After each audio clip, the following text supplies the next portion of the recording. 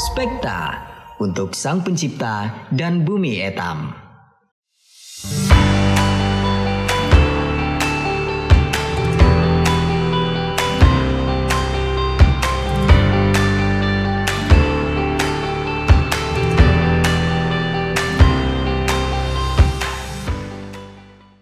Assalamualaikum warahmatullahi wabarakatuh. Perkenalkan, nama saya Umar Mustafa, SPD MSc, dosen program studi perencanaan wilayah dan kota di Institut Teknologi Kalimantan. Pada kesempatan ini saya akan menyampaikan pernyataan diri dosen dalam unjuk kerja Tridharma Perguruan Tinggi atau PDD UKT PT. Saya akan menyampaikan mata kuliah Manajemen Risiko Bencana dengan kode MK 201547. Mata kuliah ini dengan bobot 2 SKS biasanya diambil oleh mahasiswa di semester 7 dan merupakan mata kuliah pilihan. Saya mengajar mata kuliah ini sebab sesuai dengan bidang keahlian saya, yaitu analisis spasial dan manajemen bencana. Mata kuliah ini sifatnya adalah mata kuliah project based learning dengan pendekatan case method yang berfokus pada pembelajaran oleh mahasiswa. Dosen pengampu berperan sebagai fasilitator yang mengarahkan agar mahasiswa mampu mencapai CPMK yang ditargetkan dengan menyelesaikan proyek yang dikerjakan secara berkelompok dengan metode pembelajaran cooperative learning. Selain itu juga terdapat penugasan individu seperti review dan resume untuk mempertajam serta menilai pengetahuan masing-masing mahasiswa. Mahasiswa akan diberikan tugas secara berkelompok untuk terjun langsung ke lapangan untuk memperoleh data, kemudian mengolah data dan melakukan analisis data untuk kemudian merumuskan suatu perencanaan terkait dengan bagaimana mengurangi dampak dan risiko bencana. Penilaian akhir mata kuliah ini dilakukan dengan mempresentasikan proyek yang telah disusun oleh mahasiswa. Adapun CPL yang dititipkan pada mata kuliah ini adalah yang pertama, aspek keterampilan khusus, mampu menerapkan konsep umum maupun teoritis terintegrasi untuk menyelesaikan masalah di bidang perencanaan wilayah dan kota. Kemudian aspek pengetahuan, menguasai konsep teoritis yang relevan di bidang perencanaan wilayah dan kota dalam lingkup mikro dan makro, yaitu ruang, lahan, infrastruktur, sosial demografi, ekonomi, transportasi, dan lingkungan. Kemudian CPMK dari mata kuliah ini adalah mahasiswa mampu memahami konsep-konsep dasar dalam manajemen risiko bencana. Kemudian untuk sub CPMK, antara lain mahasiswa mampu memahami konsep bencana, memahami konsep bahaya, memahami konsep kerentanan, memahami konsep kapasitas, dan mampu melakukan analisis risiko. Kemudian mahasiswa mampu memahami konsep ketahanan kota dan wilayah, dan mampu memahami strategi mitigasi dan adaptasi terhadap bencana. Kemudian bahan kajian pembelajaran antara lain adalah pengertian dan jenis bencana, konsep bahaya dan parameternya, kemudian melakukan analisis bahaya, kemudian konsep kerentanan sekaligus parameternya, melakukan analisis kerentanan, konsep kapasitas, dan konsep analisis risiko, kemudian manajemen bencana, mitigasi bencana, capacity building, rehab dan rekonstruksi, kemudian adaptasi serta ketahanan kota dan wilayah. Kemudian pembelajaran mata kuliah ini dilaksanakan sebanyak 6 kali pertemuan yang berisi penyampaian materi dan pengerjaan tugas berupa studi kasus atau tugas individu, dilanjutkan 2 kali praktik lapangan pengambilan data, kemudian 1 kali pertemuan untuk evaluasi hasil pengambilan data lapangan, dilanjutkan 3 kali praktikum analisis data, kemudian 1 kali pertemuan untuk melakukan evaluasi hasil analisis, kemudian 2 kali pertemuan untuk menyusun rencana mitigasi bencana, dan 1 kali pertemuan berupa evaluasi akhir dalam bentuk presentasi hasil proyek penyusunan dokumen perencanaan mitigasi bencana. Sehingga total pertemuan ada 16 kali pertemuan. Pelaksanaan mata kuliah ini diselenggarakan secara blended learning, yaitu pertemuan tatap muka secara luring di kelas dan juga menggunakan platform LMS atau e-learning pada laman kuliah.itk.ac.id. Mahasiswa juga bisa mengakses RPS, presensi, materi ajar, dan melakukan pengumpulan tugas secara soft copy melalui LMS. Kemudian untuk kriteria penilaian atau rubrik penilaian mata kuliah ini sebagai berikut. Untuk tugas individu pertama dengan bobot 10%, tugas individu 2 bobot 10%, kemudian evaluasi data lapangan yang dilakukan di pekan 8 bobotnya 25%, kemudian evaluasi hasil analisis 25% dan evaluasi akhir di pekan 16 sebanyak 30%, sehingga total 100%. Dengan beragamnya penugasan melalui proyek ini diharapkan mahasiswa akan memiliki kemampuan berpikir secara analisis dan kritis terhadap isu-isu kebencanaan serta mampu secara verbal, kemampuan verbalnya meningkat karena mereka didorong untuk bisa aktif saat diskusi maupun presentasi. Demikian perkenalan diri saya, terima kasih, dan berikut ini adalah video kegiatan pembelajaran di kelas Manajemen Risiko Bencana, dan selamat menyaksikan. Assalamualaikum warahmatullahi wabarakatuh. Selamat pagi adik-adik mahasiswa. Pada kesempatan kali ini kita sudah sampai di pertemuan ketiga untuk mata kuliah Manajemen Risiko Bencana. Di pertemuan ketiga kali ini kita akan membahas terkait dengan kerentanan atau vulnerability. Ini ada kaitannya dengan materi yang sebelumnya. Di pertemuan sebelumnya kita sudah belajar mengenai bahaya dan juga bagaimana kita mengukur bahaya itu. Kemudian kelanjutannya adalah kita akan belajar tentang kerentanan. Saya ingin mengingatkan kembali bahwa CPL yang dititipkan pada mata kuliah ini adalah pada aspek pengetahuan. Diharapkan nanti adik-adik mahasiswa bisa menguasai konsep teoritis yang relevan di bidang perencanaan wilayah dan kota dalam lingkup mikro dan makro, yaitu ruang, lahan, infrastruktur, sosial, demografi, ekonomi, transportasi, dan lingkungan. Kemudian pada aspek kemampuan khusus, diharapkan nanti teman-teman mampu menerapkan konsep umum maupun teoritis terintegrasi untuk menyelesaikan masalah di bidang perencanaan wilayah dan kota. Kemudian nanti setelah selesai mengikuti kuliah ini, diharapkan mampu memahami konsep-konsep dasar dalam manajemen risiko bencana.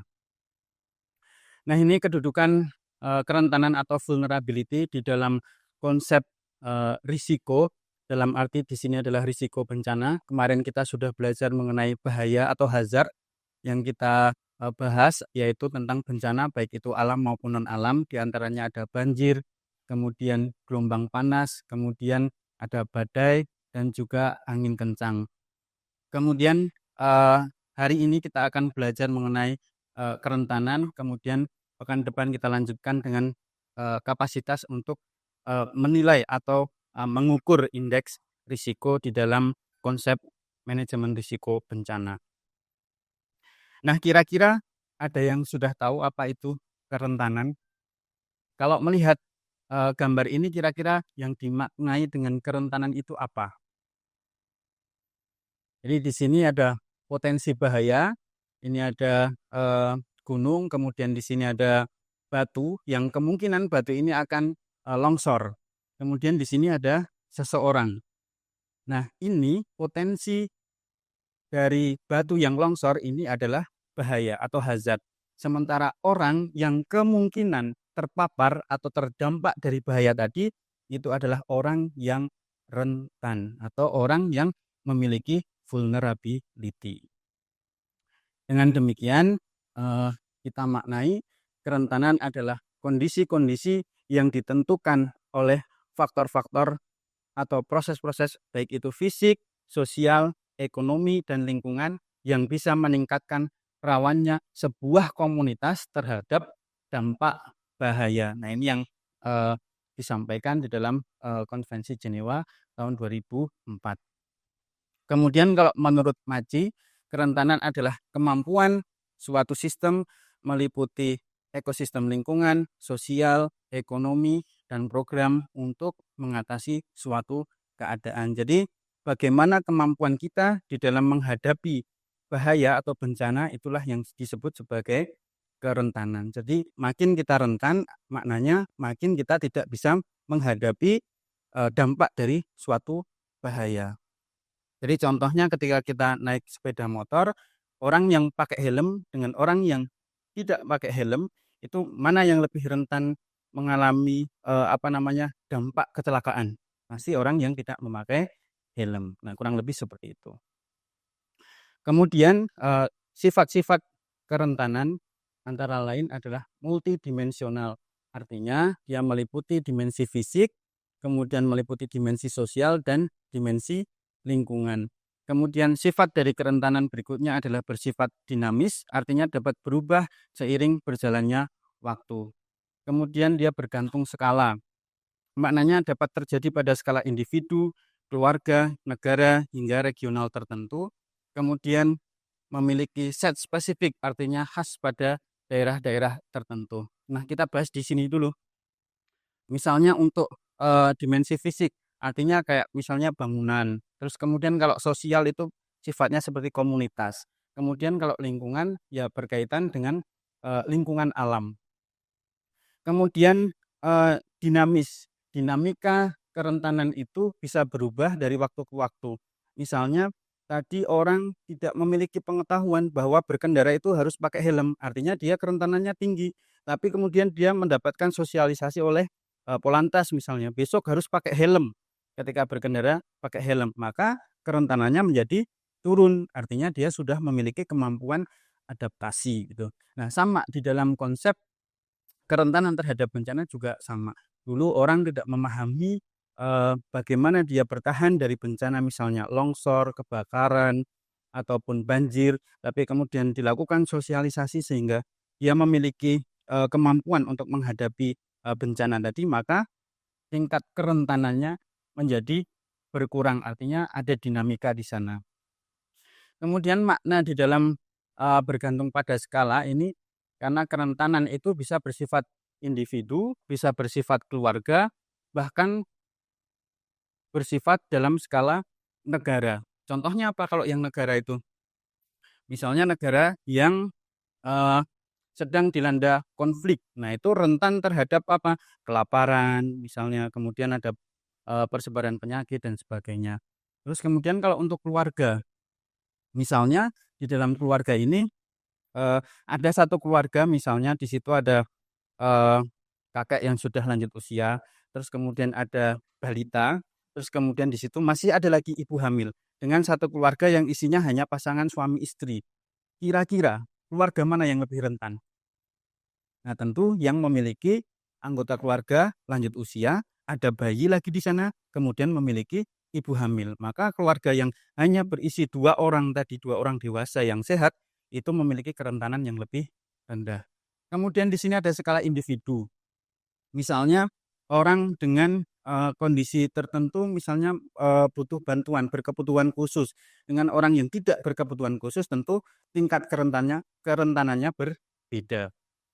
Kemudian untuk set spesifik khas pada daerah tertentu itu juga sama, karena kadang-kadang tingkat literasi untuk daerah itu berbeda-beda sehingga itu juga menimbulkan tingkat kerentanan yang berbeda-beda.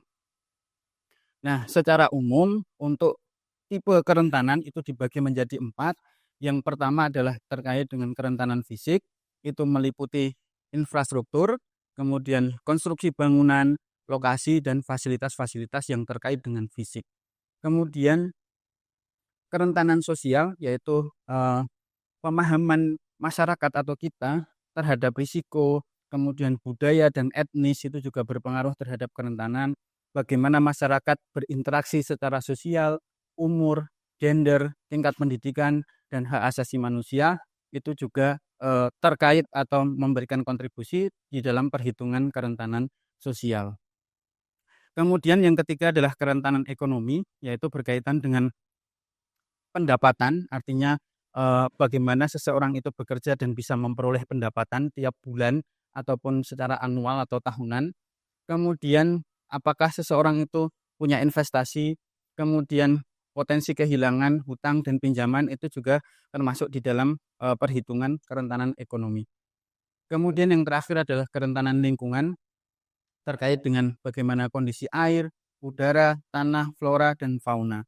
Nah, di dalam kerentanan lingkungan ini, lazimnya yang dipakai di dalam perhitungan adalah apakah suatu daerah itu masuk dalam kategori lindung atau budidaya. Kemudian seberapa paparan bencana yang mungkin terjadi terhadap daerah lindung ataupun daerah bencana daerah budidaya tadi. Nah, sekarang coba teman-teman identifikasi kira-kira dari poin-poin ini masuk kategori kerentanan yang mana dari 4 tadi. Nah, kalau untuk eh, rumah sakit itu masuk kategori kerentanan apa kira-kira? Rumah sakit masuk kategori apa? Fisik ya, karena dia berupa bangunan. Kemudian kalau orang jompo, sosial ya, karena ada fisik, ada sosial, terus kemudian ada ekonomi, kemudian ada lingkungan.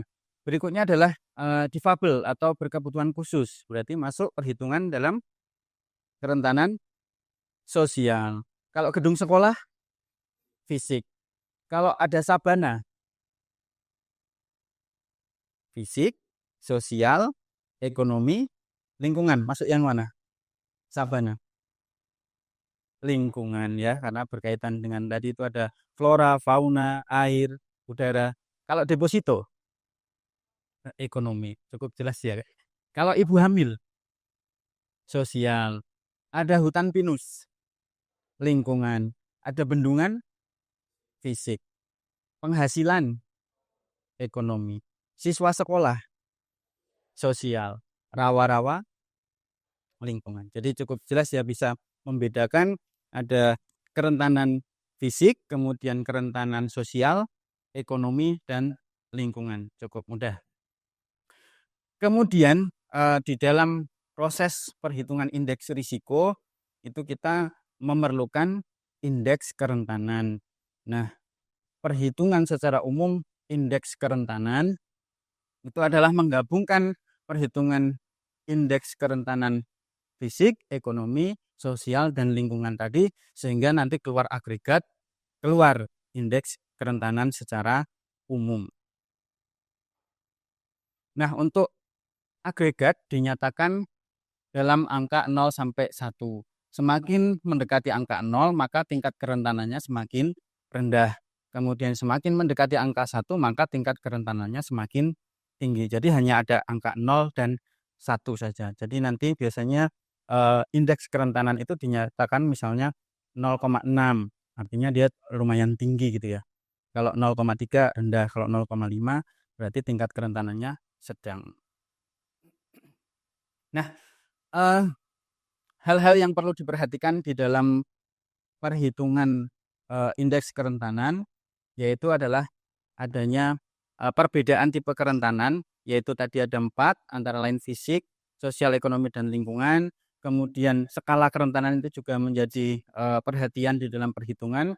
Kemudian jenis bahayanya juga perlu menjadi perhatian karena kerentanan banjir, kerentanan longsor, pencemaran, kebakaran itu juga berbeda.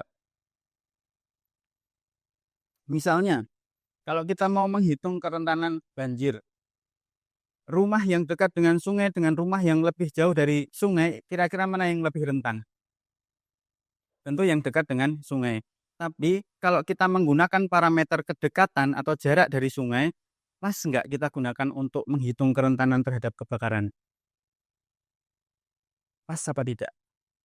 Tidak cocok ya, karena parameternya bukan itu. Yang berkaitan dengan banjir umumnya adalah sungai. Jadi kalau kita pakai jarak dari sungai untuk menghitung kerentanan kebakaran, pasti tidak sesuai. Tapi kalau misalnya kita menggunakan parameter bahan bangunan, misalnya ada rumah yang dibuat dari kayu, ada rumah yang dibuat menggunakan batu bata. Mana yang lebih rentan terhadap kebakaran? Yang dari kayu. Artinya jenis bahaya ini juga menjadi concern atau hal yang perlu diperhatikan di dalam perhitungan indeks kerentanan. Cukup jelas ya. Kemudian tingkat keseringan atau intensitas bahaya juga perlu diperhatikan. Jadi ada daerah yang memang di situ sering terjadi bencana, ada yang tidak. Contohnya adalah bencana kebakaran karena lazim di Kota Balikpapan ini juga ada bencana kebakaran. Itu juga perlu diperhitungkan di dalam perhitungan indeks kerentanan. Nah, ini contoh-contoh eh, hal-hal yang perlu diperhatikan di dalam menghitung indeks kerentanan berbasis jenis bencananya. Misalnya, kalau untuk bencana banjir ada kedalaman air, kemudian kecepatan alirannya, lama lama genangannya seberapa, kemudian tingginya berapa, kemudian kapan dia itu akan surut. Nah, itu juga perlu diperhatikan. Terus kemudian kalau untuk longsor itu eh, kemana itu si tanah itu arah luncurannya, bidang gelincirnya itu seberapa, itu juga perlu diperhatikan. Terus kemudian terkait dengan gempa bumi, misalnya nanti kita menghitung peak ground acceleration, jadi kecepatan pergerakan tanah menggunakan PGA atau peak ground acceleration. Kemudian beberapa metode di dalam pengumpulan data terkait kerentanan bisa kita lakukan dengan penginderaan jauh, misalnya untuk melihat misalnya jenis-jenis bangunan yang menggunakan bahan non permanen dengan menggunakan bahan permanen, bisa dilihat dari citra. Terus kemudian menggunakan rapid assessment, artinya kita ya keliling datang ke lokasi-lokasi yang sekiranya di situ mau kita hitung. Nah, nanti dilihat, oh rumah ini permanen, rumah ini non permanen, sehingga kita memiliki data catatan. Kemudian menggunakan di foto, bisa menggunakan video dan dilakukan checklist. Kemudian data existing atau kita menggunakan data sekunder, umpamanya adalah untuk data rasio jenis kelamin, rasio kelompok umur, data apalagi itu penduduk miskin, itu bisa kita peroleh melalui existing data atau data sekunder dengan mendatangi misalnya di kantor BPS. Kemudian pengumpulan data menggunakan participatory GIS atau kita melakukan FGD. Jadi kita FGD bersama masyarakat, kemudian nanti kita melakukan pemetaan di sana. Kemudian expert opinion, ini kita menggunakan opini dari orang-orang atau tenaga-tenaga ahli terkait dengan data-data kerentanan tadi. Nah, ini contoh perhitungan kerentanan. Ini untuk kerentanan sosial. Parameternya adalah kepadatan penduduk. Dianggap kerentanan rendah ketika kepadatan penduduknya adalah 500 jiwa per kilometer persegi. Dianggap dia kerentanan sedang kalau kepadatan penduduknya adalah 500 sampai 1000 jiwa per kilometer persegi, dan dianggap tinggi kalau kepadatan penduduknya 1000 jiwa per kilometer persegi. Demikian juga dengan rasio jenis kelamin, rasio kemiskinan, rasio orang cacat, dan rasio kelompok umur. Nah, kemudian tiap-tiap parameter tadi memiliki bobot. Nah, setelah dilakukan perhitungan dikalikan bobot, dihitung menggunakan rumus ini sehingga nanti akan keluar indeks kerentanan untuk kerentanan sosial. Sama juga dengan kerentanan fisik, sama juga dengan kerentanan ekonomi, cara perhitungannya sama. Cuman ini kurang satu, yaitu untuk kerentanan lingkungan. Nanti biasanya kita menghitung berapa luas daerah kawasan lindung yang terpapar bencana. Nah, ini contohnya, ini bencana alam misalnya banjir limpasan, banjir pasang surut, gelombang ekstrim, kemudian land subsidence, ataupun ada bencana perubahan iklim. Nanti parameter-parameter tadi dihitung. Untuk kerentanan fisik dia punya bobot 25% atau 0,25. Untuk kerentanan lingkungan dia punya bobot 0,1 atau 10%. Untuk kerentanan sosial dia punya bobot 0,4 atau 40%. Kemudian untuk kerentanan ekonomi dia punya bobot 0,25 atau 25%. Setelah itu dilakukan perhitungan sama seperti rumus yang di atas tadi, nanti akan keluar indeks kerentanan secara total. Kesimpulannya adalah kerentanan adalah kondisi-kondisi yang ditentukan oleh faktor-faktor atau proses-proses fisik, sosial, ekonomi, dan lingkungan yang bisa meningkatkan rawannya sebuah komunitas terhadap dampak bahaya. Jadi bagaimana seseorang atau entitas atau komunitas itu punya potensi terpapar terhadap bencana. Nah, disitulah makna kerentanan yang sebenarnya. Kemudian sifat dari kerentanan adalah multidimensional, dinamis, bergantung skala, dan set spesifik. Kemudian ketika dikerucutkan tipe-tipe kerentanan tadi ada kerentanan fisik, sosial, ekonomi, dan lingkungan. Demikian yang bisa kita pelajari terkait dengan kerentanan pada kesempatan hari ini. Nanti silahkan kita akan menyusun sesuai dengan roadmap tugas besar kita, menyusun instrumen untuk mengambil data kerentanan di masyarakat. Nah, silakan nanti Anda pelajari Perka BNPB nomor 2 tahun 2012 untuk kemudian nanti kita susun satu instrumen untuk mengambil data kerentanan di masyarakat sesuai dengan jenis bencana yang tempo hari sudah kita bagi berdasarkan kelompok-kelompok teman-teman semua. Barangkali ada yang mau ditanyakan, silahkan.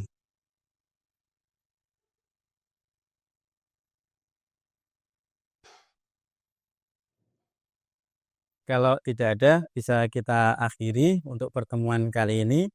Terima kasih. Selamat siang. Assalamualaikum warahmatullahi wabarakatuh.